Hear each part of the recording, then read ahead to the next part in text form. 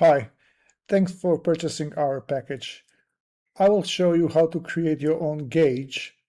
So if you imported the package, go to Assets, Mobile TV Games, Gauges, Speedometer, and in Demo Scene, load the Generate Gauges. There is a default gauge here, speedometer in miles per hour, kilometers per hour, and we need to use this object to create a new one. But first I will save this as a temporary scene. If we mess up, yes. Okay, I want to create a thermometer. So for this, I will select units, Celsius and Fahrenheit. So if you check this, it is a scriptable object. You can define it yourself. So units U1 is Celsius, this is Fahrenheit. Doesn't matter which one is which, you can change it, and these are formulas for conversion. Let's, for the beginning, not draw the inner circle and the red zone. So whatever I change here above those buttons, it's not applied automatically. I need to press the Do Drawing button. And what's changed here is applied automatically. So if I do this, we remove the inner circle. You see that Celsius is shown here. Let me show you just the angle, how it behaves. You can test it yourself, but in principle, angle 0 is where 0 begins, the lowest value. So it's measured from here and then counterclockwise. So this is 0 and this would be 180, this is 220.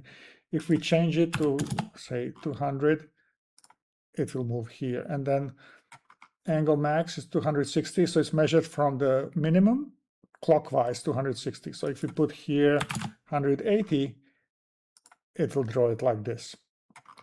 But let's take the all values. I like how it looks like. Also notice this can be negative, so you can go the other way around if you want. And to adjust all of this, notice that we are in a game mode. You don't have to start anything. We work just in editor, but the game mode is good. Now we want to define a scale of Celsius. I want to starting value minus 50, and notice the maximum value is determined by n, which is number of big steps, and this is value increment of 20. So 11 times 20 gives you the maximum value. I don't want increment of 20, I want final scale of 10, and then it's pretty much good. I want to go up to 50. You can change this and see how it behaves. 11. Okay, before doing the inner circle, let's put this to 0. I'll explain what it is.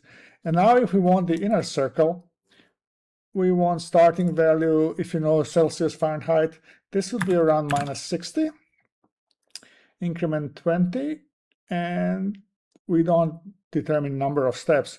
It will calculate from minus 60 to 50, whatever comes as closest to 50 before it, it will stop there. Let me show you.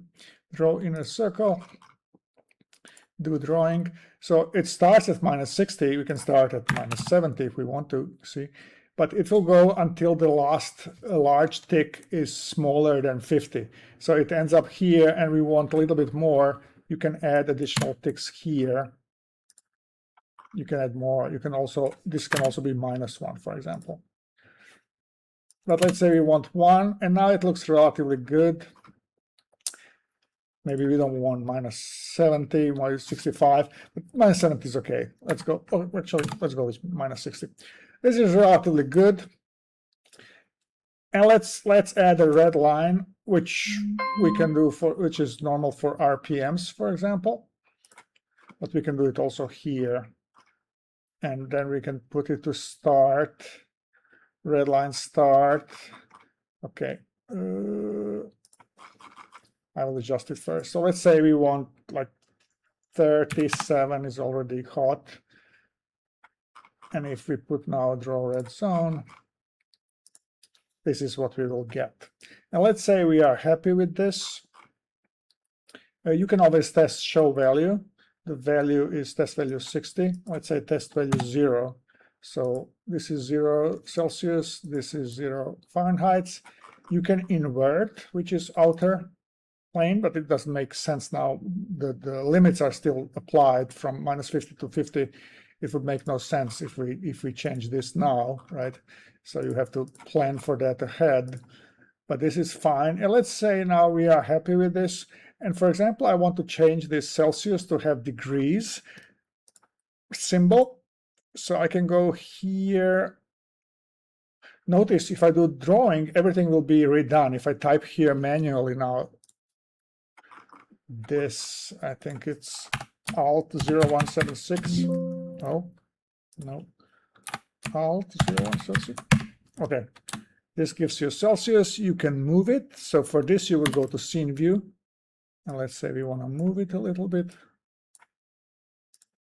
You can increase the size and whatnot before we hit Save, but keep in mind, if you do drawing after this, it will be lost. Also, we can disable the background, which will give us transparent gauge, which is kind of good because you can always add background after that. We have to define the name of the directory, testmcf, for example, and we click Save Texture. Takes a few seconds. And we should end up in Save Render Texture, testmcf. You should have your material, which is transparent. You should have your texture, normal map, and also parameters. This is all that you need for creating a gauge for your game. Let's now use this gauge in a game. So, for example, new scene.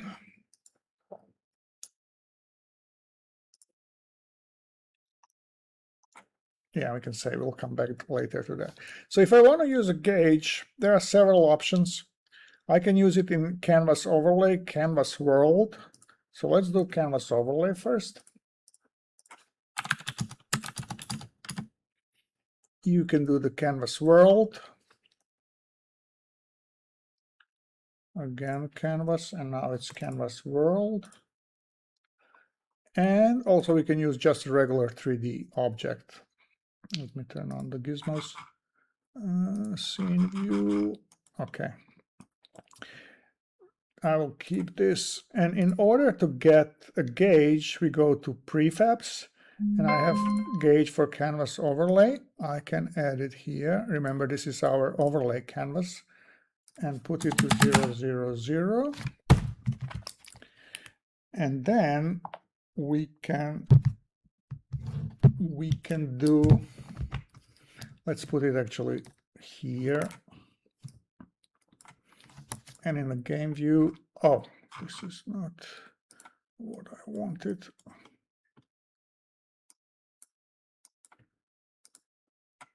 Why is it looking like this? Oh no, it was good. Okay, yeah, it has to be in a corner. Okay, I want it actually here. So I'll unpack the prefab. And what you need to modify, notice we can now reactivate the background if we want, and we can choose the color. What we need, since this is the overlay, it doesn't have assigned material, you need to assign the texture. So this is the texture. And for this script, gauge dual, you need to assign the parameters, which were saved here. And that's it. This is now working thermometer. I will show later how you can manipulate the lights. But for testing this, we can add gauge test script, and you have to assign the gauge itself. And that should be it. We can even test it now to see how it works. So you can slide this and see how the needle behaves. You can check the lights. We will show that later, how to assign the lights. But notice for this movement, use lagginess is clicked. So it uses some kind of lagginess, which gives kind of inertia to a needle. If I unclick this, it will use fixed angular speed, which is low. So we can go faster, and then you can see now it goes much faster. So I like lagginess better, but if this is too laggy, you can just decrease the lagginess. This is maybe a little bit too much. Then you get kind of natural motion. Depends how your game needs to change, how quickly it changes. This is the lights. I will show the lights in a second. So this the same thing you do for canvas You just use the gauge CanvasWorld. It should appear somewhere. But in this case, the same as in a 3D world case, so you prefab unpack completely. It will be identical if I use gauge 3D. Also for this guy, put the position 0 and then move it where you want, but gauge 3D, unpack completely. Let's put this guy at 0, and then we have to see if we want to see it on a camera. I have to see where the camera is. Camera is here. It should be visible. Okay, it is visible here. You can always play with scaling of your objects. We can make it even bigger. Depends on your game. And the same with the canvas one. You can now apply different rotation because this is a 3D object, right? You can do the same with the canvas. This one is a little bit more difficult to find. Where is it in a scene? It's there. And now if you want to have it visible on a camera, you have to bring it somehow in front of the camera, which might be somewhere here. Yeah, it's not very nice, but okay. So both of those, you need gauge face, you need to assign the material. That's it. Also for this guy. Oh, no, that's not a background, it's a front face. You need to assign this. And to the gauge itself, you need to assign the parameters. The same for CanvasWorld. And let's say we want 3D. We want also to test it. You have to assign it. And that should be it. We should be good to go with those two guys.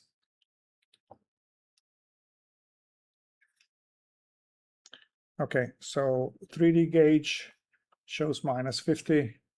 If we move this, you can see how it behaves. That's pretty good. You can test the lights. And that's pretty much it. Let me show you the lights, what we do with the lights. That's a gizmo that was showing up in game, right? Yeah, that's an ugly gizmo. Okay, so for the lights, the gauge script has objects for light. And those lights, those objects, for example, front face and needle, you have some different needles here if you want to use them. That objects, they need to have a script light on off parameters. And here, for 3D, is CanvasOverlay is false, but you put light off emission, which has to be negative, otherwise you will get some of this color. And light on emission, you can define a light color. The same I have for the front face. You see, I put here yellow, white color, which is not typical that they are different, but you can play with that. And let's say we want, for example, the rim to also be glowing. So we can just add light on off parameters. We can put -3 and for example 1, and for example we want the rim to glow green for some reason. You can just add here new object and then you assign the rim. That should be it for CanvasOverlay. Notice if you add this, CanvasOverlay doesn't have material, so you will have to click here, is CanvasOverlay, and then you can give different colors, light on and light off, because there is no glow effect there. That's it. Let's test it now. So 3D gauge. Now the difference is, you see the rim should be glowing. And as I said, the emission has to be negative, otherwise you will see this color. And for the CanvasOverlay, yeah, it's not, oh, we didn't add, I think I can add it later. Yeah, I think I can add it during the runtime. Okay, now you see the rim also gets the color. For the 3D object, it was too much. Okay, so now there's just a little bit of green and when it glows, it glows. So you can adjust this how you like, and that's how you do the and notice, yeah, the needle is also glowing. For this guy, since it's transparent, we don't need a background. We can have it if we want. You can also make it glow. World canvas. Again, you can play with the backgrounds, and that's pretty much it. That's how you produce your gauges, and later you call in API, you call to show the value. You have the demo scene, which is a car scene. If we go here in demo scenes, I'll not save this. So here we have a bunch of gauges that are attached to car script. So it's a car velocity script that calls show value and then shows RPMs and whatnots. And in this scene, if you press letter R, it switches lights on and off. And if you try driving your car, you will see how it behaves. You can see the lights, and that's pretty much it. Before I show how to make a clock, let's make a clock first, and then we'll make a RPM. So for that, we open the clock scene. So this is a generic clock. Again, idea is you adjust everything here. So mostly you change the colors and the fonts. But notice what will happen with a clock. When you generate it, there will be 0 here. You don't see it very well now, but it's there. And then you should go to gauge numbers and hide the 0 before you grab here save texture. So we can save texture. We'll get this. I also hid the background. You can have background if you want it. You can change the color, but idea is pretty much the same. And let me show you how would you use factor. So I will use our temporary scene where we did this. So now we want to do RPM. So I will use for RPM. There is an RPM formula, but there is actually there is no really a formula there, because there is no conversion. So it's the same as formula generic. It's 110. But let's call it RPM. We don't need inner circle. I'll draw red zone after I adjust the values. So for this, we start at 0 and value increment. This is very typical 1000. And this would be like a motorcycle, but that's too much. For a regular car, this is fine.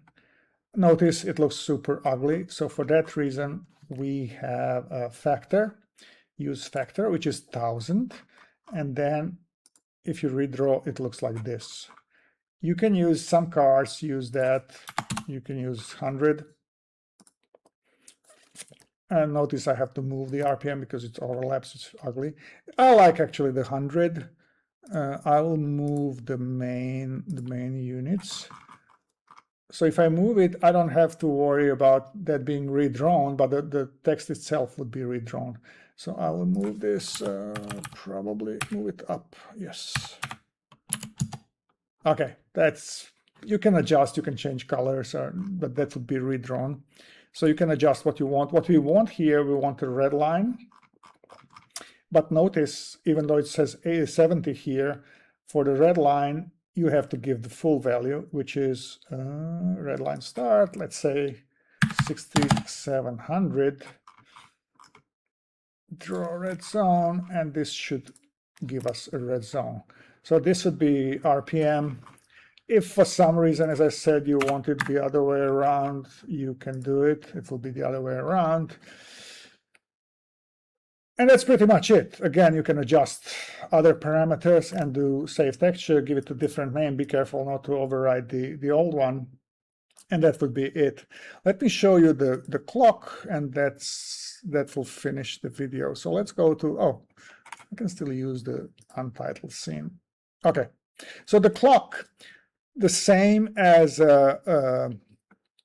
as other gauges. It can be CanvasOverlay, CanvasWorld, or 3D. Let's just use the 3D one. I don't want to bother with the others. So for the clock, here you have several examples of the clock that I generated. Okay, here I experimented with different type of material. You don't need that.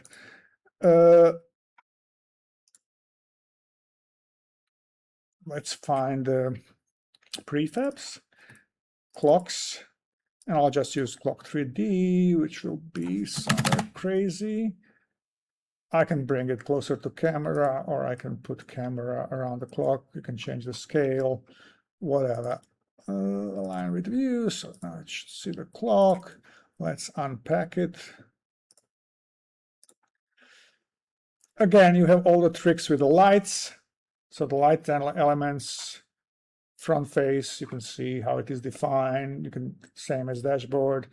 Canvas overlays for the overlay things. And the clock can show a system time. Let's start with that. So it shows a system time. For some reason, it started with light on. I'll turn the light off. Notice stepped motion. If you put here 4, it will do 2 steps per second. Smoothing motion, that's not relevant too much. If it's a fast movement, that's for smoothing. If you don't want, now it will be continuous motion. And if you don't use the system time, it will use the game time starting from there 000, but game time scale is 60. This means I should see that, yeah, this means that 1 second is actually 1 minute. If you put it 1, now it's 1-to-1 ratio. So it's a, but if you want accelerated time in your game, let's see, twice as fast, 5 times as fast as the real time. And here you can adjust what was the starting time of your game. So when we started the scene, so it takes the time elapsed from the beginning of the scene. Oh, stepped motion seems to work only in a system time. We have to fix that. But that's pretty much it. This is how you use the clock. Oh, no, step motion works yeah. It works, but the game time is so fast that you don't see the steps. Okay, so yeah, it's not wrong.